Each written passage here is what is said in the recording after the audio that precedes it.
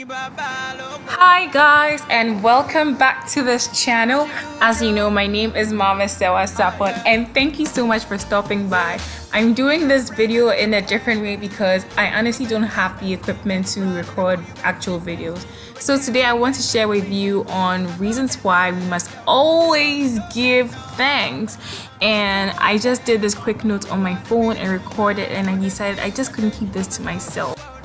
So it was extremely important for me to search the math properties because that's how the Holy Spirit explained this to me, and I know that the Holy Spirit is my loveliest and dearest teacher in the whole world, which is actually very, very true. But anyway, so I'm going to list the 9 properties in math, and you can view them as I scroll through. But you don't have to pay attention to all, you just need to remember the first 2. So for those of you who don't like math, don't freak out on me just yet, please.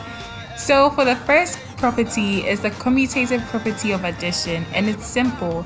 It just says that if you have 2 numbers that give you a result, so say I have 2 and 4 and I add them both to give me 6, and I have another set of numbers 3 and 3 and I add them both to give me 6, then it must mean that 2 plus 4 must be equal to 3 plus 3. That's really simple, right?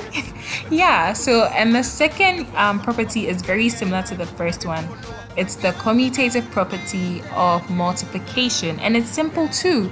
If I have 2 numbers 4 and 4 and I multiply them to get 16, and I also have 8 times 2 to give me 16, then it must mean that 4 times 4 is equal to 8 times 2. That means that if any variable is missing in this equation, I can easily find it. But then let's not get distracted. Let's get back to the word. The Bible tells us to pray without ceasing, and I'm going to show you very soon. Scroll to the Bible and scroll all the way to 1 Thessalonians chapter 5 verses 17, and I'll highlight it for you right here. It says, pray without ceasing. Okay, so back to the notes. The Bible tells us to pray without ceasing in 1 Thessalonians chapter 5 verses 17. The Bible also tells us to rejoice always.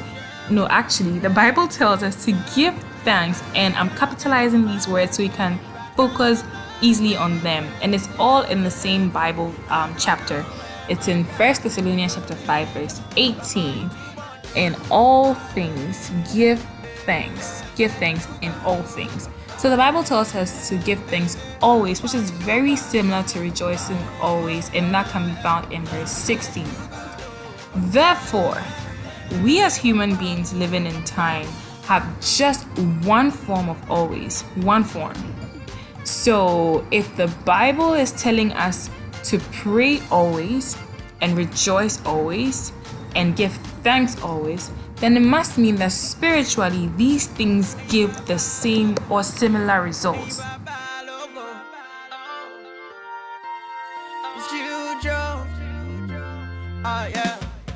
In other words, rejoicing equals to praying equals to giving thanks. That means that the best way to live your life as a Christian is to have a mixture of these 3 activities. You see, God knows that we can easily get bored doing one thing all the time, so He gave us variety. Yay! So you don't have to always pray all the time. You can mix prayer with rejoicing, with thanksgiving, and back to prayer again. So that's my quick note to all of you on why we must always give thanks, because to God it's as important as praying all the time. And don't forget to say thank you to God for all the big and little things He's been doing in your life, and you will be blessed.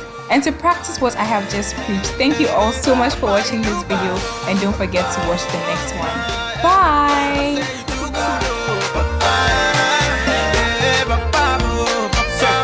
Enemy was trying to act funny, to play my life like piano. Then you know when you got God, you got melody. So play your life with the